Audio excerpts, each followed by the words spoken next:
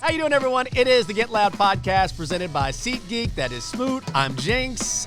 I love that we just have some notes here that our producer Anna writes down.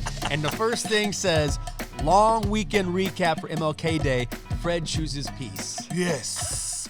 I came in, because you know what? When I come to work, because I'm a trash talker, everybody starts talking trash to immediately. me, right? Like, immediately. Like, they feel like they got to get me before I get them. Mm-hmm. So, yesterday I came in.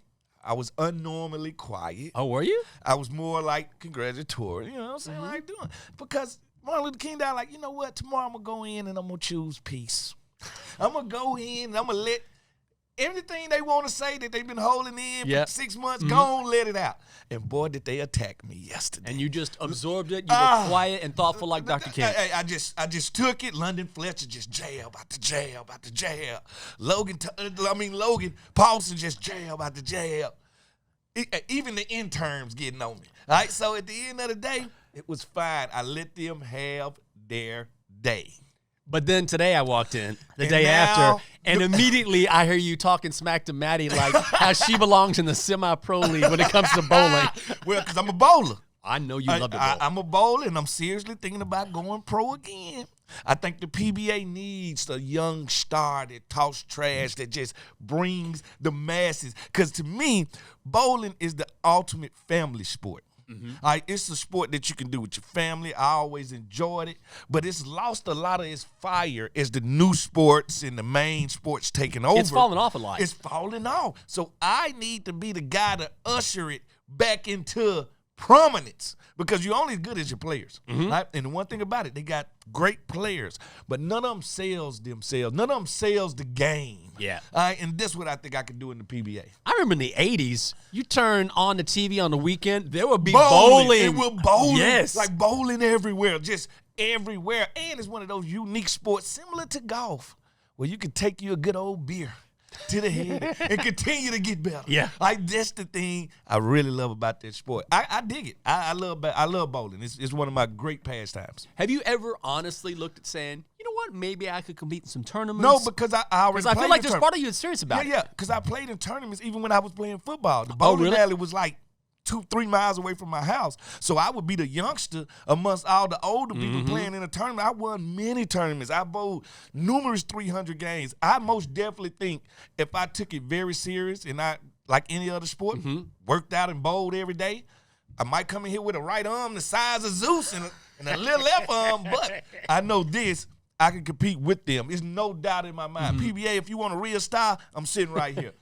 Well, it looks like this team has a real star in the general manager, Adam Peters. I mean, this guy came in immediately. We know about his resume, but he also came in, and I thought he was very, very demonstrative in what he is looking for. And I love that he said, I'm not looking for an offensive guy or a defensive guy. I'm looking for a leader. You know what? Thank Lord we are through paying the loser's tax. All right? Yeah. Thank Lord we got the pick of the litter. We got the bail of the ball, and it took us couple of weeks. Like, that shows the difference in what's going on. And as I said in his presser yesterday and watched this good-looking stud, I thought to myself, who plays Adam Peters in a movie? Oh, I don't know. Listen. That's a good question. I was like, maybe Chris Pine. Yeah. Because he has that, He's got a look. Yeah, he got that look about himself. So, and I love that he's a family man, but I also love his background. He's Denver, New England, 49ers. He's been with winners, and that's all I want. I want somebody that been there, done that. He's put teams together. He understands it's about the Jimmy and Joes more than the X's and O's. He understands. If you want the coach to make that dinner right, you got to get the groceries right. And he is the grocery man. He is the guy that's going to find the players. And like he said, I got what they call a clean slate protocol. I literally got half a roster I got to fill out. I got numerous draft picks, and I got $90 million cap space. How better can you make a team in your identity? Yeah. Like, that's how you do it. And usually take GMs 3 years because they need to cycle out certain things. This is a day one rebuild. Like he said, this ain't a rebuild. They're just reestablishing stuff. So I love the way he views things. I love the way he looks at things. And I can't wait to see him get to work. But I know, like most people, the GM can only do so much. And I love that this franchise got their man. Yeah, got this, the guy they This want. isn't like being at prom and saying, well, this person turned me down, this person, I guess. No, Yeah. this was the one. This was the person, the GM, that this organization wanted. And I love the fact he wanted us. Yes. And that's the whole thing. Like he said, sleeping giant. It's everything's here. It's hashtag back to prominence. At the end of the day, he understands the history of this franchise, and we done went through so many changes. Yeah. All right, to the point where some people don't even recognize the brand anymore. You know, so now it's about time we take all of that garbage and say, just watch us play football. All right, and that's what I think everybody in the area wants to get back to. Everybody, period, wants to get back to. And you have to take these baby steps. Well, that was the first step. Now, let's see him go to work and see who he finds out to be our head coach. Now, that'll be his first job that he has to get done. How important is it when you hire a general manager, someone in a manager position, Yeah. particularly we're talking about this franchise, who understands the complete history? I'm not talking about the last 20 years. I'm talking about since the inception of the franchise. Yes. And this is a football guy. This is a guy that know the history of football. This is a guy that been there. Like he said, we're talking about a team in the NFC East. We're talking about a team that's been here. We're talking about the nation's capital. Like, people don't understand the reach of the Washington football team. It ain't too many cities in the world. Matter of fact, it's not many at all that has kings, queens, princesses, and princesses living here in embassies. All right, so where you think these people not watching you and paying attention to you, they are. They know who you are, what you do, how you do it. So he understands where we're trying to get back to. But not only are we trying to get back there, we're trying to surpass that. All right, we seen, like a lot of people don't understand, if you was a Patriots fan before the last 20 years, They were bad. what did you have, Jinx? Victor Kiam used to own the Remington Shave Company. They had one Super Bowl appearance. They didn't play at Gillette Stadium. They were an awful organization. Awful. So what I'm Not saying, now, but not now. yes. All right, what about the Golden State Warriors 20 years Trash. ago? Nobody watched the Golden State Warriors. I'm talking about the Chris Webber days. Nobody watched that team. So we've seen franchises flip. We've seen this happen by simply getting the right people in the building, which is not an easy thing. Just because somebody did good in one spot don't guarantee they're going to do good in another spot. But this was the first step back to prominence. Yeah, and also when you're talking about, I know some people say, well, the Golden State Warriors had a couple good years. We're not talking about a couple good years. No. We're not talking about a couple good years for the Patriots back in the 80s. We're talking about championship football or championship franchises. Chad, we're talking about the legacy the Pittsburgh Steelers have. Right. We're talking about the legacy the Green Bay Packers have. And how lucky are these guys to get 3 back-to-back stars, basically. Jordan Love is looking like a star. They got 2 Hall of Famers, and now they're going to Jordan Love. That's structural. We understand how we do things, and we're going to continue to do them and cycle them this way. So that's what we want here. And if you're in a division with the Philadelphia Eagles, they will not stop coming. Dallas Cowboys will not stop coming. The Giants won't be down forever. All right, so you have to stay on your P's and Q's in this NFC East.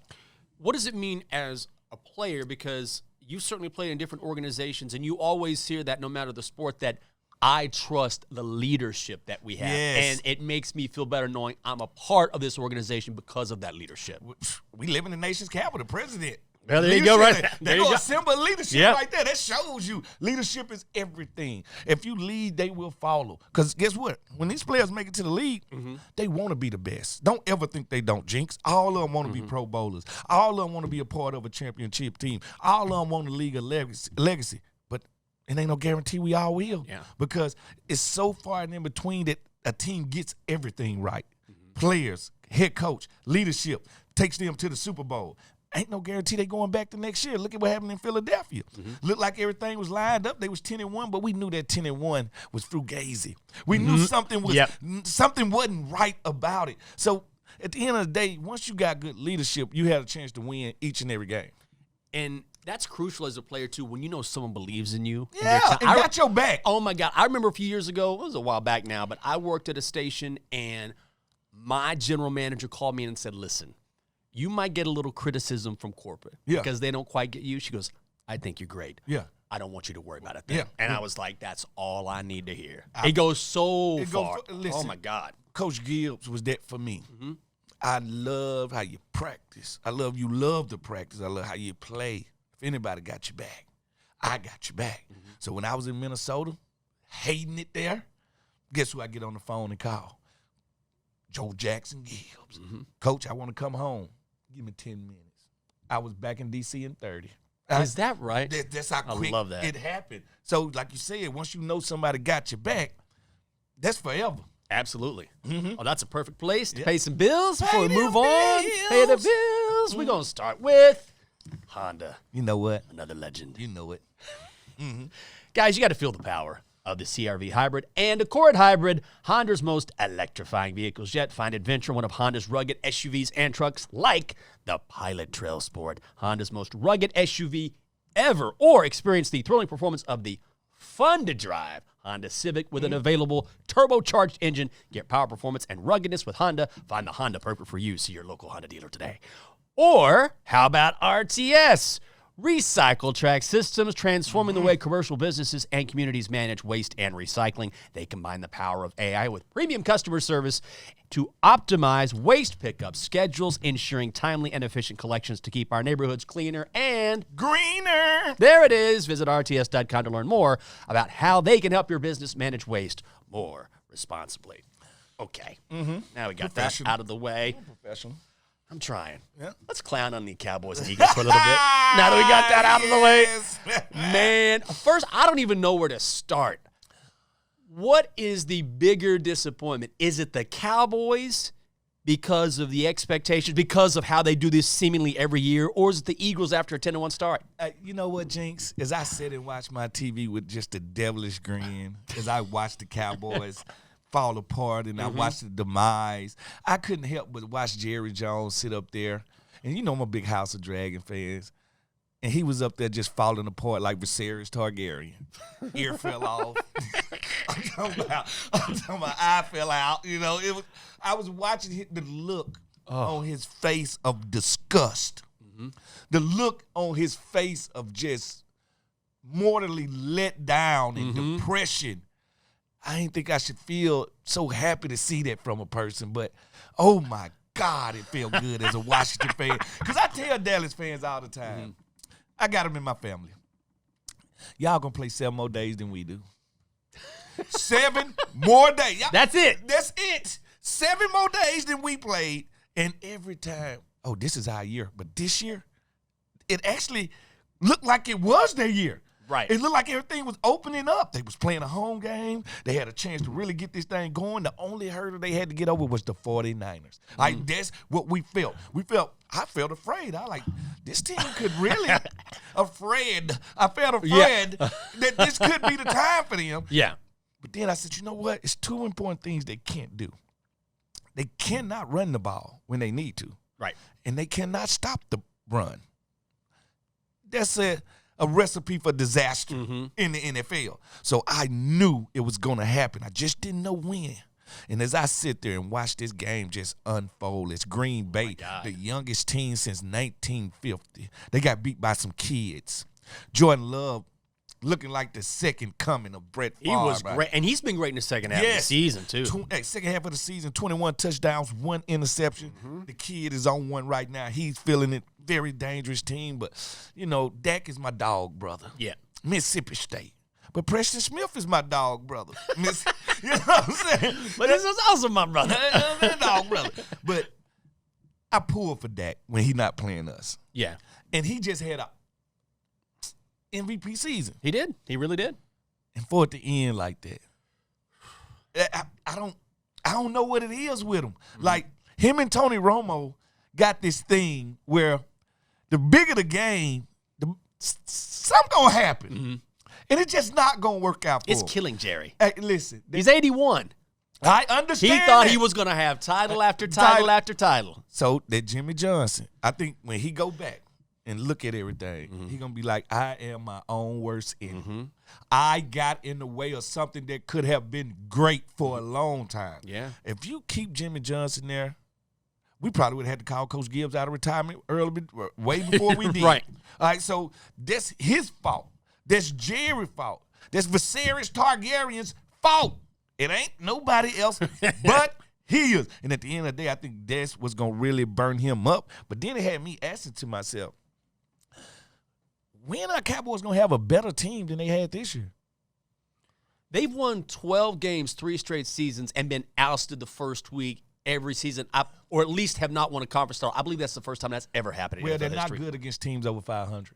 Yeah. They're not good against winning teams, but they'll beat up on us losers. All right, they Right. beat up on us the last Oh, couple they of average years. 41 points a game at home, whipping up on losing teams. Whipping up on the Texas Longhorns. All right, that's what they did. Right. At the end of the day, when you have to play somebody that's on your level, mano a mano, what are you going to do then? That's how you judge a team. Mm-hmm. Like right now, they took away what the only two players they needed to on offense, CeeDee Lamb and Dak Prescott.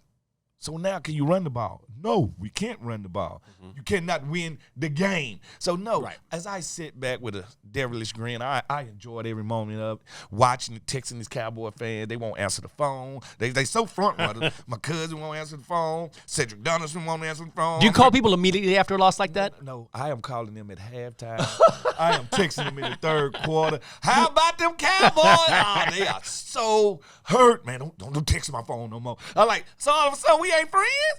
We don't do this when we lose. Like, but so the Cowboy fan, now I know the NFL wish, because they got the biggest fan base in the world. Let's just be honest. They did, yeah. So I know the NFL would love for it to be Cowboys, Ravens, or something. But I'm sorry, it's just not gonna happen. Did you see that video of Michael Irvin being interviewed about it? Where he was sitting at a table and he starts off calm. Oh, then he lost. And then he loses it. And he's like, and I don't do a Michael Irvin impression. that's my dude. But he was like, you have to go out there and you have to know the people that came before you. Like we knew the people that came before us, and we put it on the table. And like by the end, he just walks off and sweat. oh my God, losing it no more. He couldn't take it. He couldn't take it. How much of this do you put? Now it's low hanging fruit, but how much of this do you put on Mike McCarthy? Let me tell you, Big Michael.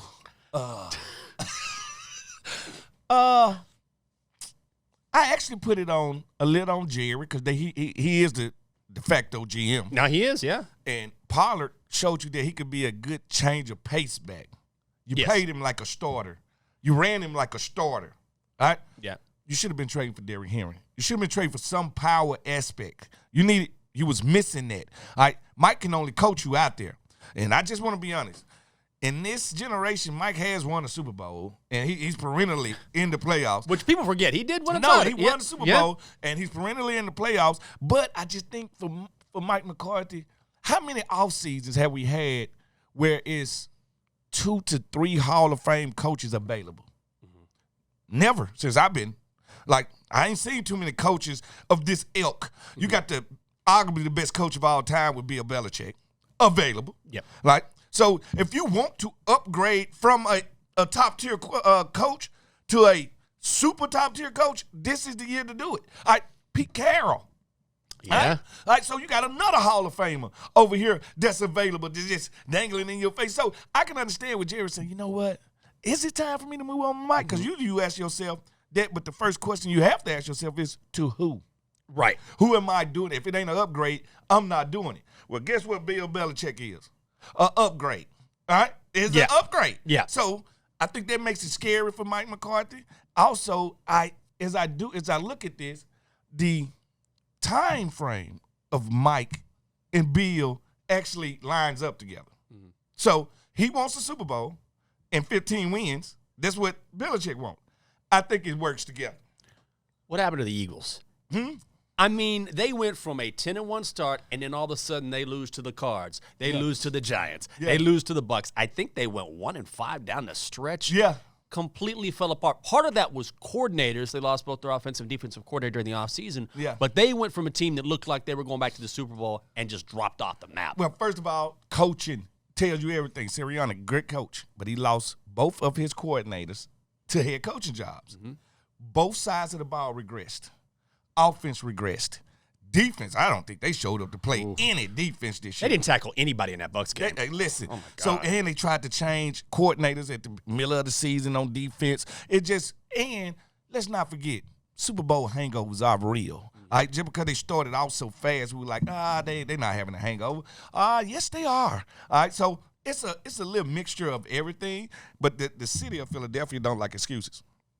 They beat up the Easter Bunny, beat up Superman, right. And they beat up Santa Claus. So they don't really take it easy on anybody. So to say Sirianni's job is at risk, I think that was a little like doing too much. Yeah. because this guy last year was in the Super Bowl.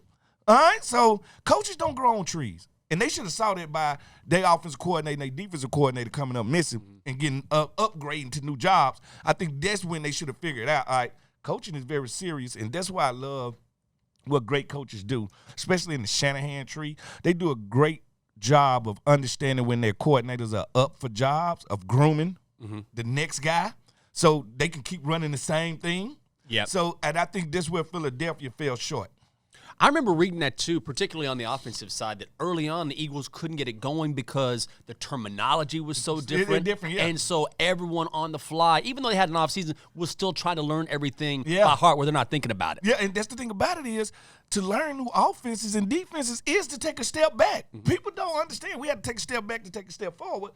And learning new stuff is like, where can I make my plays at? Because last year, I knew where I was going to make my plays at because I was comfortable with the defense. Now that you got me playing this other defense, it could be similar in ways, but the terminology is different, so how I consume it is different. And I think that slows you down because I always tell people, you think long in football, you think wrong in football. That's just the way it goes. You need to be more of a reactive in football. Like one step to the left, I take a step to the right. Like not thinking about taking that step, just taking it. Because if you think for a half second, that half second is huge. That 1/10 of a second, you're beat. And I tell people all the time, when we're going through plays, to y'all, it's moving at a breakneck speed.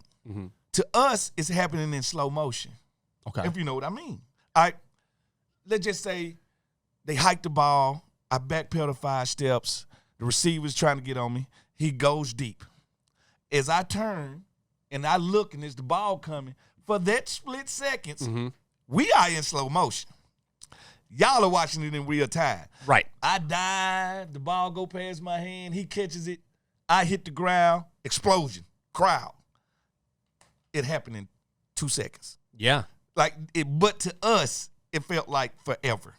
So how much of that is, you always hear this, be it going from high school to college to pros, the speed of the game. The speed of the game. Do you remember it slowing down for you, particularly when you got to the pros? Well, the thing about it is, I think I played so much football. Like, I started from my 10th grade year. The first time that I even missed a game was when I broke my shoulder in Minnesota. So I played every snap of my career for years. So the speed, I was always ready. That's why college, day one starter. Pros, day one starter. I was ready. I just had so many reps, and I had seen so much football. It ain't too much you couldn't show me. A lot of guys need time. They need time to adjust to the speed. I had played in the SEC. The speed wasn't the problem. It was learning what the NFL is about. I looked up on that. I had the best teachers you can ask for, Deion Sanders, Darryl Green, and Champ Bailey. I was fine. I had a well of knowledge, and I had guys stay out there with me at practice working out. You're going to have to play, dude. We need you to learn how to do this, and you're going to have to do it different than you did it in college. So I was blessed with that. But then I feel sorry for a guy like Manny Forbes. Didn't have that. He didn't have what I had, that cushion to help you out. He didn't have protectors. Like I always say this.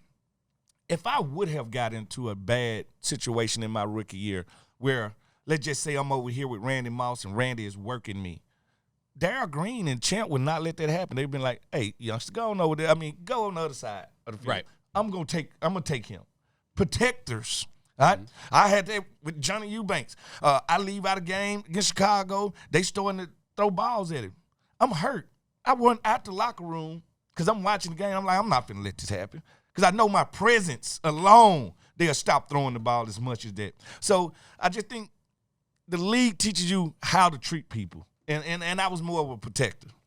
Pay those bills and let's talk about the playoffs. Well, I'm going to pay those bills. Get Loud Podcast is brought to you by Bet365, the official sports betting partner of the Washington Commanders. Bet on a range of NFL markets with the Bet365 app.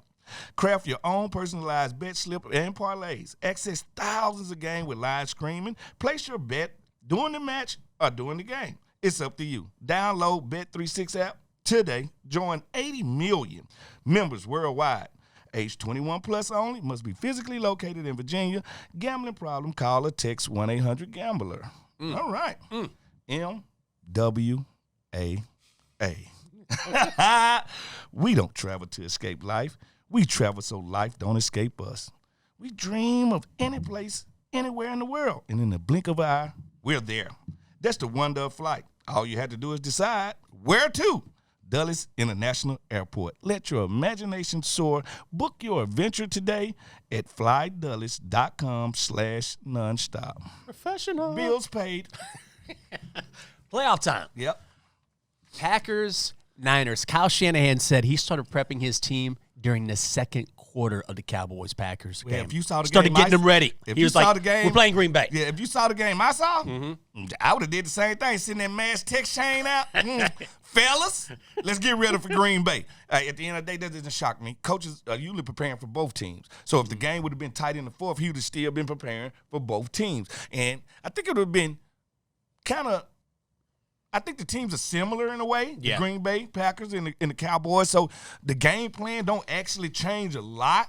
It's the matchups that change. And I think when they look at the Green Bay Packers, they love the matchup with the wide receivers and the cornerbacks. They do got Jerry Alexander. They got guys. They got some dudes. But I think now he's saying, like, how can we do what the Cowboys couldn't do? And that's one, run the ball. They can. Christian McCaffrey, a.k.a. Darius Sanders. All right. Two, can they stop the run? Yes, they can. The law firm of Warner and Greenlaw, they are not to be messed with. Agreed. Right? So all I'm saying is it's going to be a game. And 49ers is actually who I picked to go to the Super Bowl from the NFC. So my picks are still live. I got 49ers in the NFC. Okay. I got the Ravens, our cousins down the boulevard. In the AFC, and I think these teams mimic each other. Both run the ball, both hard-nosed, both great quarterbacks, both great defenses. Special team, Justin Tucker. They all got it all. Yeah. So to see this brawl again, and I know the Ravens got the best of them. Yep. But at a neutral site, it becomes something else. And the second time with a Shanahan is a different thing. Elsewhere in the NFC, Lions hosting the Bucs. Did you see the reporter who asked Todd Bowles how he was getting his team ready to play in the elements in Detroit, even though they play indoors? It's no elements in Detroit. There are not. Hey, now, Detroit looks like Gotham City when you land there. That's the only element you got to worry about. But other than that, come on, dude. Like, come on, reporter, do your homework. It happens to the best of us, but even that one is pretty far out there. As an athlete, I got to ask you, though. Yeah. You've been asked a million questions. Yes, I have. Do you remember a question or two where you were like, come on, don't ask me that, or that's not a smart question? It's so hard. Like, listen, all questions reporters ask are dumb at the games. Right? Because especially when you lose. Because when you win, they only ask you glorified questions.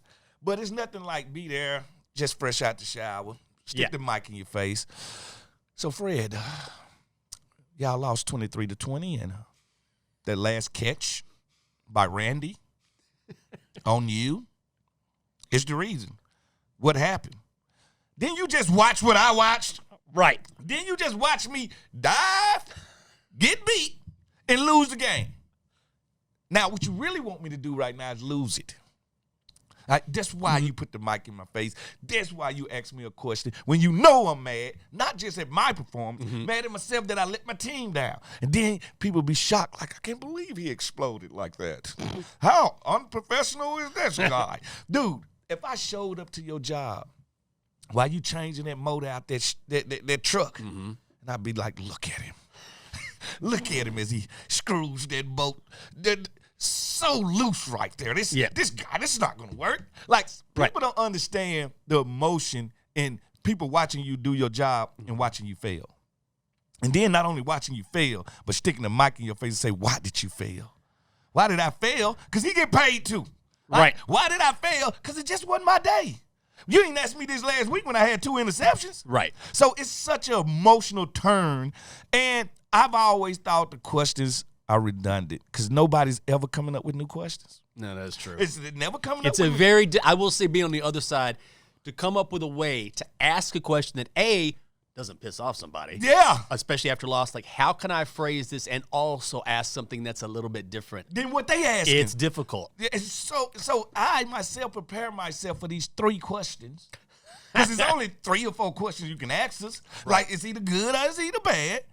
And I just, I'm either nonchalant at a time, I'm sarcastic. That was my way to fight it. Yeah. And it was my way to protect me from Fred Smoot.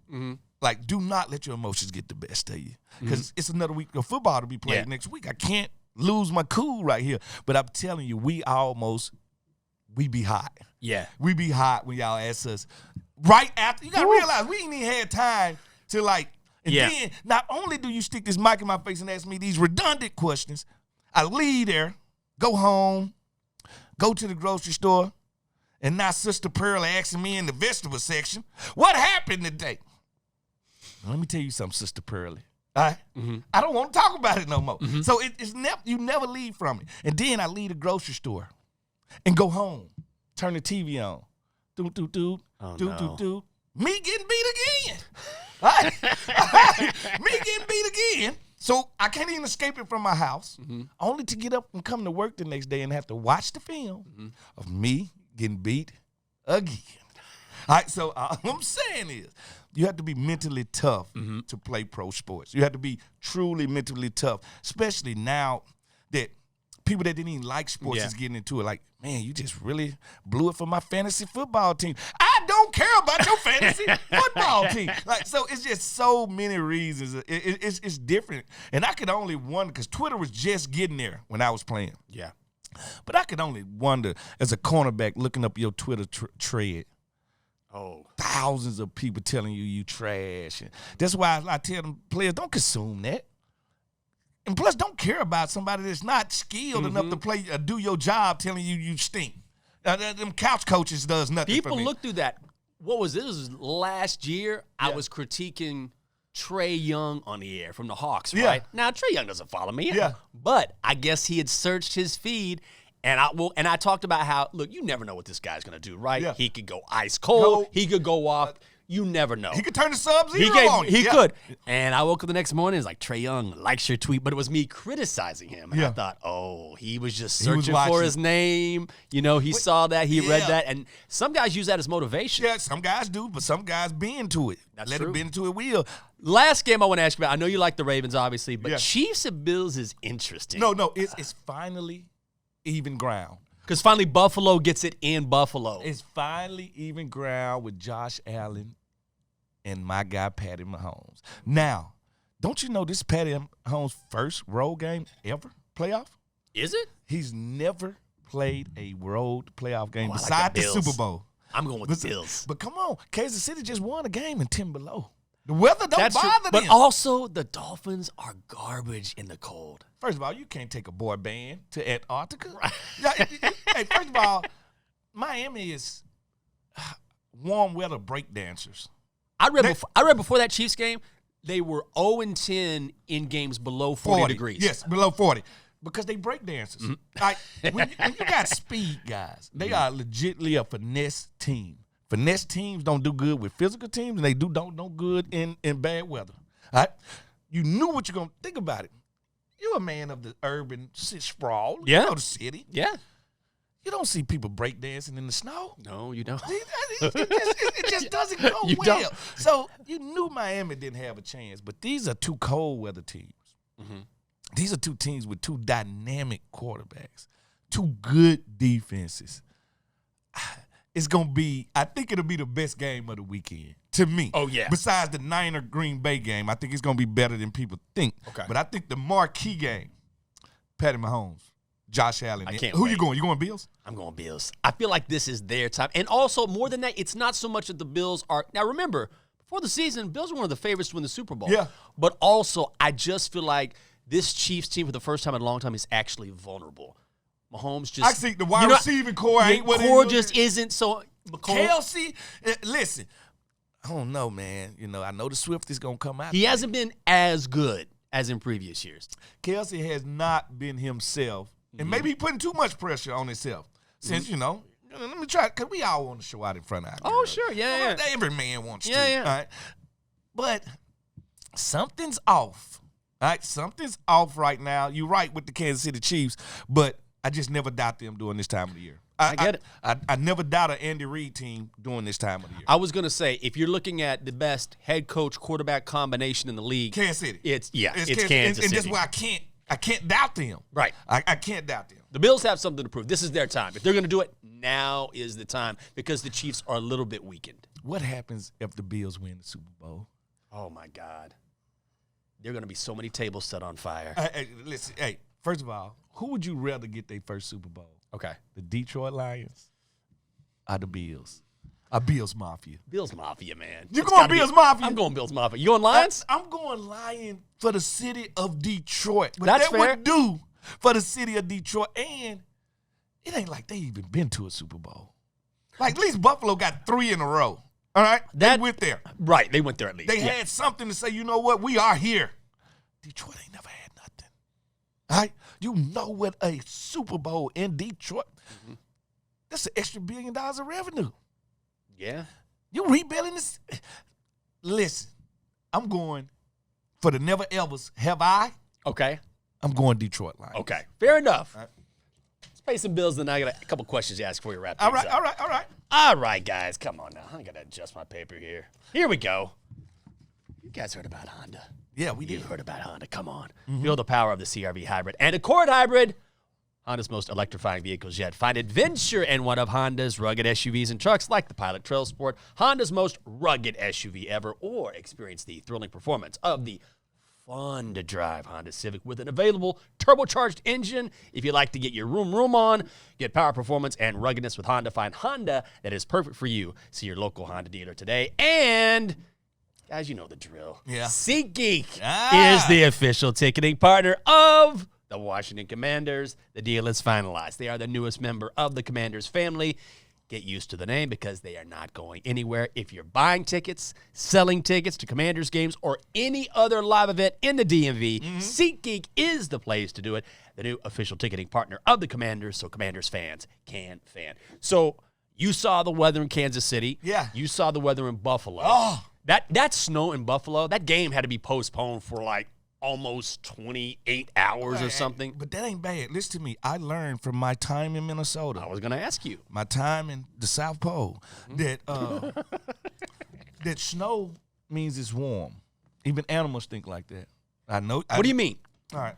To snow, it has to be high 20s, Okay. low 30s. Once it stops snowing and it cannot precipitate anymore, Okay. you're in trouble.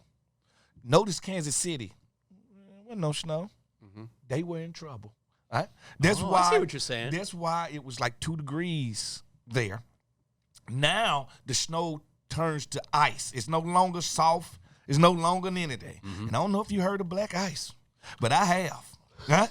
Black ice is no joke. I had a wreck on black ice once. Listen, I didn't even know what it was till I moved to Minnesota, and then everybody was like, "Watch out for that black ice!" You know, it was too late. I didn't hit the black ice and slid to Wisconsin. Listen to me, it's hard to breathe when it gets 15, 10. Buffalo, it was still snowing, 20s.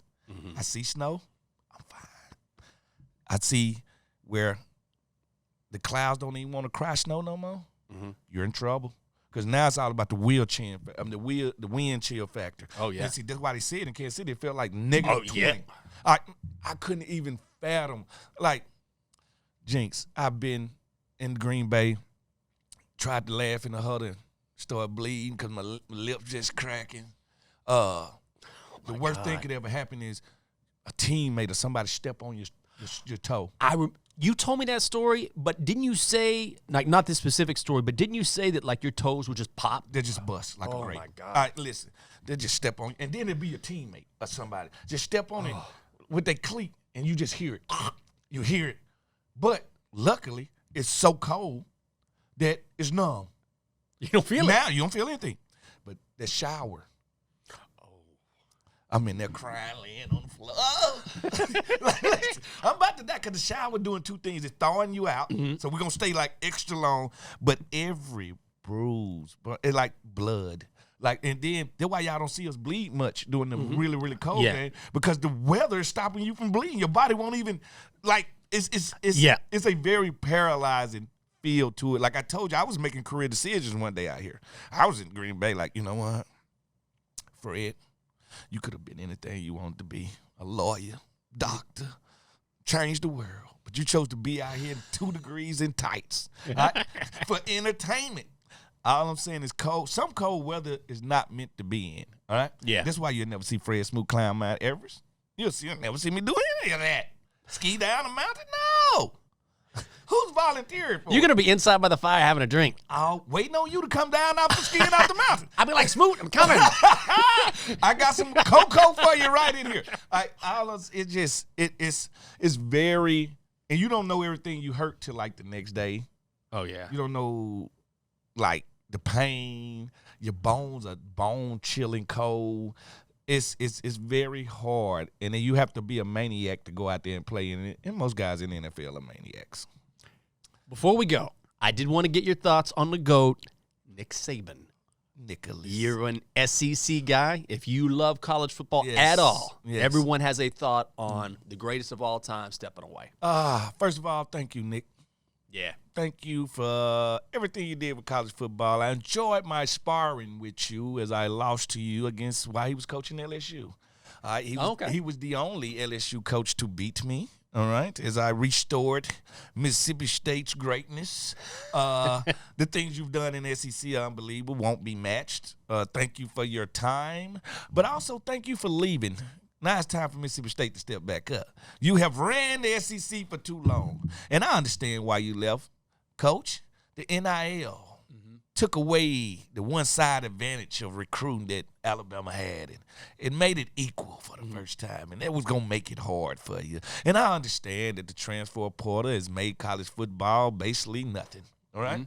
So I understand you don't want to deal with the minutia, but thank you for leaving, but also thank you for what you've done.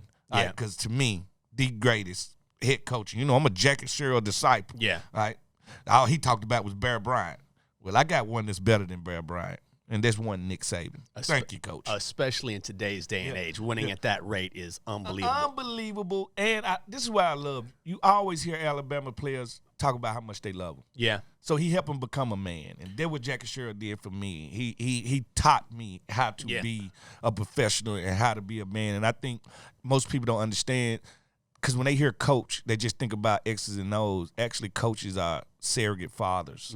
That's what Coach Gibbs is for me, you know. So I think Coach Saban did a good job of raising those kids. One of the greats, no doubt about it. Most That's definitely. Smoot. I'm Jinx. That's going to do it for the Get Loud podcast presented by SeatGeek. We will see you next week.